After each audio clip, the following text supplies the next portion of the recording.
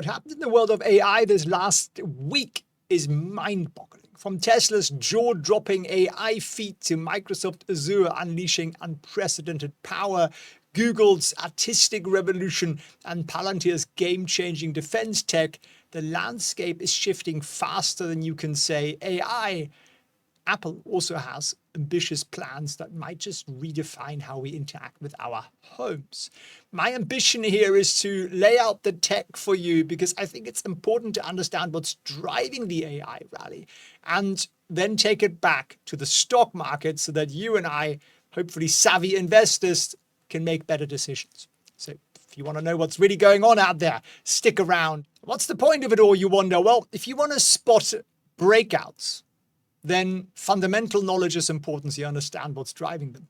But ultimately, you're going to have to understand why this happened on the chart here. For example, for Tesla, this is years ago, but I just went back and looked for the cleanest breakout we had, and the cleanest breakout we had on Tesla was at $140.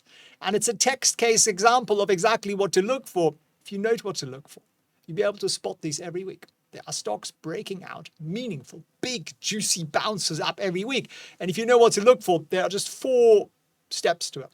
And if you want to understand those 4 steps, well, I've recorded a masterclass for you. It's about 30 minutes, 35 minutes maybe, where I'll literally teach you those 4 steps. And by the end of that video, you will never look at a stock chart the same again. And that's really my ambition here. I want to make 1 million people financially free. So check that out. It's at felixprehn.org/get-free. Watch it after this video, because of course you wouldn't want to miss a second of what's coming up on the AI revolution now. So let's talk about the elephant in the room. Rumors are swirling about the imminent release of OpenAI's GPT 4.5 and Anthropic's Claude 3.5 opus. They could get a little bit more interesting with their naming, couldn't they? But if true, these new models could shake up the industry faster than Winston chasing after his favorite tennis ball. The potential releases aren't just about bigger, better chatbots. They are game changers for businesses. Each leap in AI capability opens up an entirely new market and application. But let's start with a really big story here. Jensen Huang, the CEO of NVIDIA, has been singing praises about Elon Musk, who's apparently now a controversial figure because of his political views. Half the country hate him, half the country love him. That's what happens when you enter politics.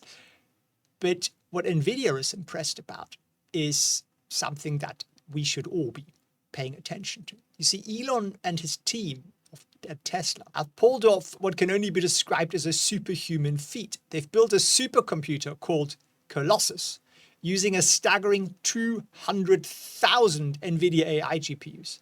And they didn't just build it, they built it at a pace that would make the Flash look like he's running in slow motion. The entire project was completed in 122 days. They set up 100,000 of NVIDIA's latest H200 GPUs in a mere 19 days. To put that into perspective, Jensen Huang said it would normally take 4 years to do this, and he calls Elon's effort superhuman. And Jensen didn't mince his words when he described Colossus as easily the fastest supercomputer on the planet as one cluster. And that guy's kind of got the insight on all the supercomputers in the world. So that's a pretty good endorsement. So what does it mean for Tesla and the broader tech landscape? Well, Tesla has got the rocket to get ahead on the AI race. It could really supercharge the AI research and lead to breakthroughs we haven't even thought of yet in autonomous driving, robotics, and who else? Who knows what else is going on in Elon's mind. So shall we have a look at the Tesla stock price while we're doing this? And yes, I was showing you a Tesla chart here from 2020. Is it 2020?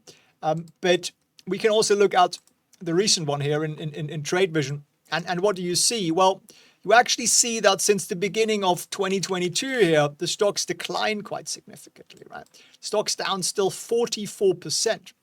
Our little trading indicator here, green good, red bad, is up 81%. So we're up 125% more than actual Tesla. Now, at the moment, we're not calling it a buy. We kind of got this sort of consolidation thingy going on here. The drop wasn't as terrible, I think, as people thought it was. Because if you kind of connect here Well, that was sort of the upwards trend. So we're definitely a little bit below that. So it definitely isn't a positive. I'm not trying to mince my words here. But we are kind of back in that sort of zone we spent most of the summer in, right?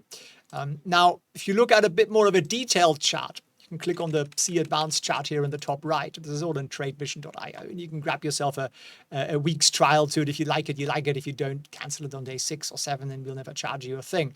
And what do you then see? Well, you get a bit more of extra information, which is displayed here in these green bars. And we're working on making this a little bit more intuitive for you, by the way. It's coming soon. But the bigger the green bar, the stronger the resistance. These are actual market positions. These are actual positions, and these people are likely to cause a sell-off in the stock when we exceed 225. So 225 is what we need to break through, and then 250. But you can also see the support has shifted down here to 200. The previous week it was at 220. And that shows people have gotten a lot more cautious on Tesla, which is important to understand. And then we've had here 4 days in a row just going sideways. Now, the good thing is that as the stock's sort of selling off very gently, volume is collapsing. Less volume means less people selling.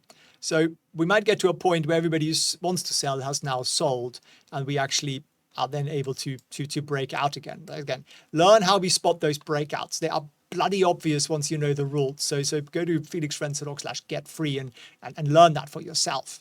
But if you think this through, Tesla is also now in direct competition with companies like Google and Microsoft and Meta in the AI race, because they're building Grok, right, which is sort of the ChatGPT for people with a sense of humor. And the creation of Colossus could also be a talent magnet, you see.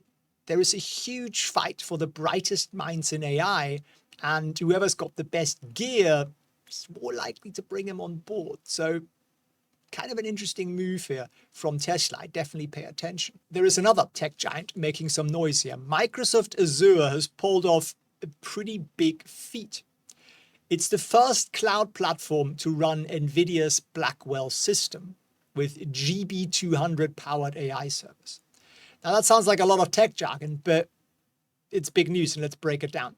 Imagine giving the world's most advanced AI models a supercharged playground to run around it. That's what Microsoft has just done here, because remember, ChatGPT runs on Microsoft Azure being an important investor into ChatGPT, and they paid for that investment largely by giving access to Azure. So what does it mean? Faster models and also less power. So Microsoft just leapfrogged the competition in the cloud computing race. Now, we don't know how quickly Amazon or Google are going to get those chips, and maybe it's a week, maybe it's a month, who knows? But it's interesting that Microsoft is ahead of the game here. And we know that the demand for these NVIDIA Blackwell chips is insane, as Jensen Huang describes it. Morgan Stanley projects a production volume of around 800,000 units, which is about 3 times more than in the previous quarter. So these chips are the latest thing. Everybody wants them. And I think NVIDIA is managing to satisfy demand while keeping a little bit of scarcity going there, which is a smart marketing move. So what does it mean for the Microsoft stock? Well, let's have a look at the chart here again in TradeVision, and it's kind of going sideways, right? And our indicator is saying hold, basically do nothing. We did have managed to beat buy and hold by 6%, which is pretty decent. And essentially, it's a perfect setup for a breakout when you get it. So what you typically see, and do please watch that video, that's why I recorded it for you, but you tend to get a sort of consolidation zone going here. And these are never perfect straight lines, but sort of this kind of thing here. And you just go sideways for a while. The longer you go sideways, and you could even say we started over here, we actually haven't really gone anywhere since the beginning of the year, really.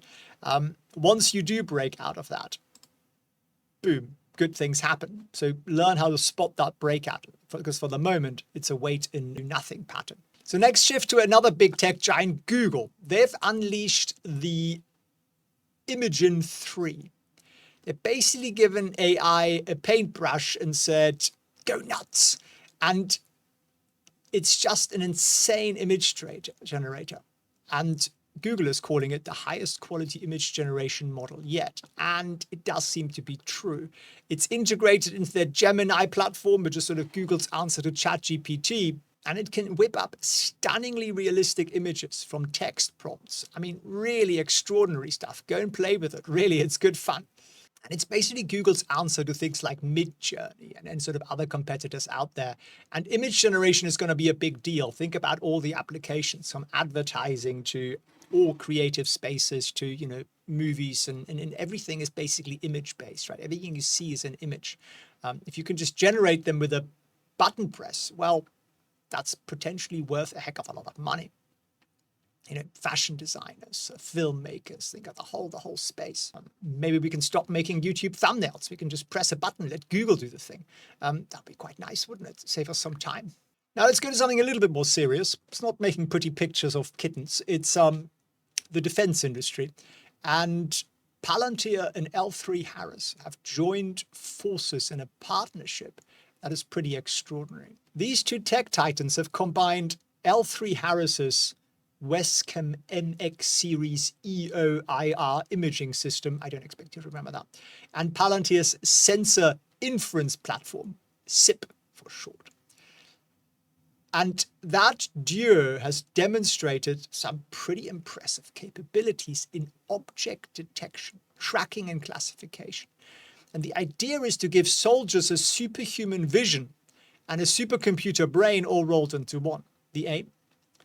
Situational awareness, as I call it, but it's really about decision-making in environments that are insanely complex. So why does it really matter? Well, these guys are at the cutting edge of defense technology, and that could help them snap up more contracts than anything else. Because if you could, from the air, tell apart the 1,000 people running around an urban jungle down below. Some are children, some are people carrying guns, some are people hiding or running away or whatever. And you could properly track that. Well, the impact would be extraordinary from a military point of view. But it's actually beyond the military, I want you to think. Think about border security. Think about law enforcement, or even large industrial sites, tracking of quality inspection, all that kind of stuff. So it's a very good example of how hardware and software companies can create solutions together that are more powerful once you combine them.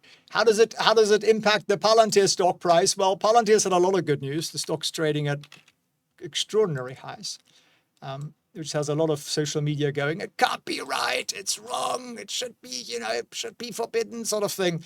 We called the last buy here at 26.59, before that at 22.96. We just avoid the little dip here, that one. We got out here, we got back in there. And this is in trade vision. So is this something that I would exit? Well, look, what I do is, on a rally like this, aim to connect 3 points approximately, something like that. You could also go back from the beginning of that rally here, and that doesn't really work, does it? No, I think the last line was a little bit better.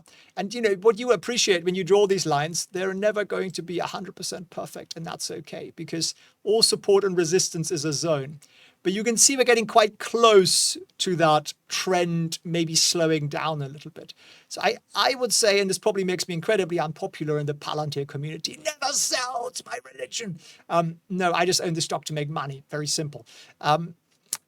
If we dip below that sort of $41, maybe take some profits, maybe on half the position or something, and then wait for the next entry point, right? Just like we did here. We eliminated some risk. We got in a little bit, later again, and we took the rally with us. And that's really the way I look at it. It's just, why do you buy stocks? You buy stocks because you want to make money with it, not because they're your best friend.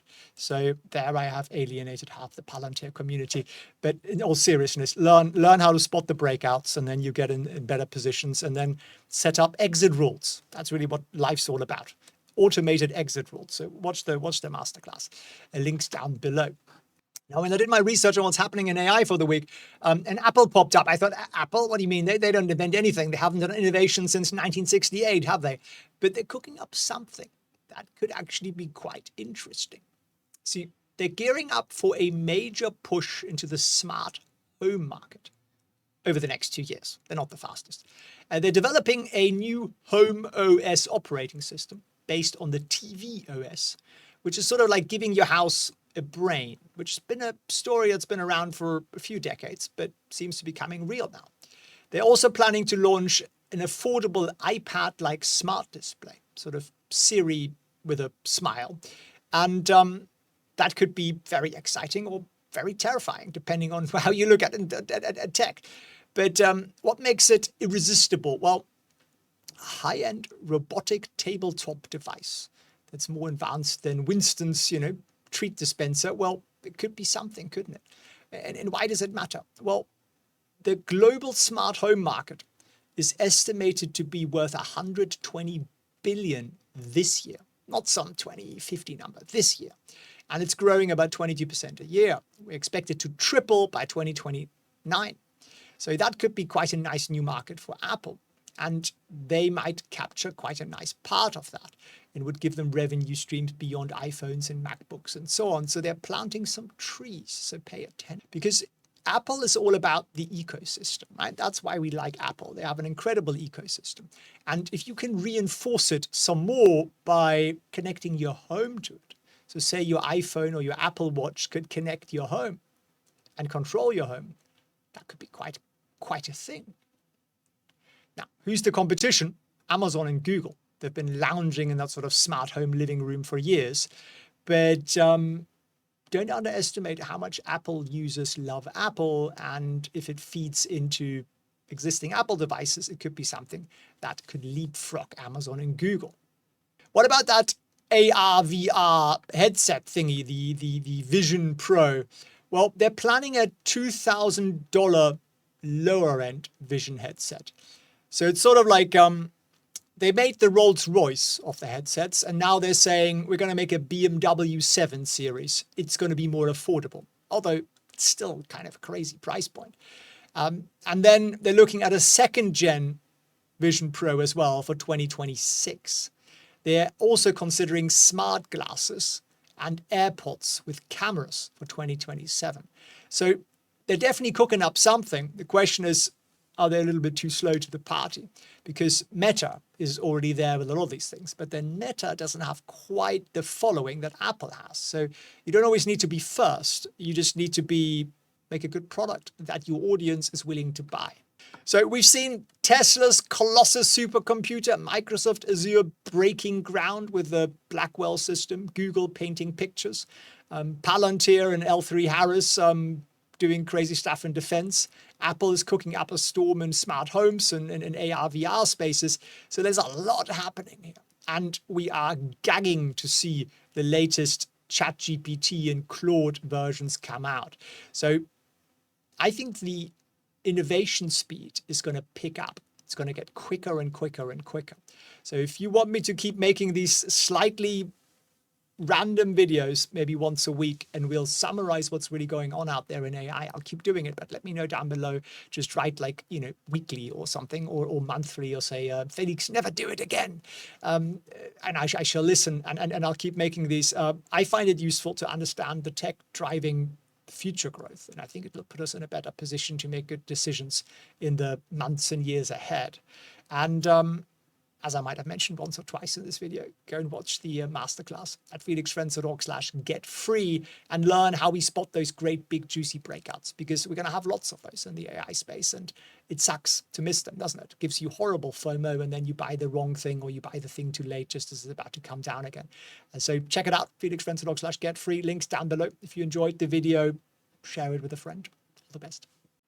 Felix here, welcome to this pre-market stream, and we've got a ton of stuff to go through today that is incredibly important to understand, and I'll explain to you why I'm very, very bullish on the market right now. But I don't want you to take my word for it. I want you to actually have the facts at hand. Plus, I also have something very exciting to share with you, which is going to come out just in a couple of days. I'm going to give you a sneak preview here, so stick around, smash you know what, and let's dive straight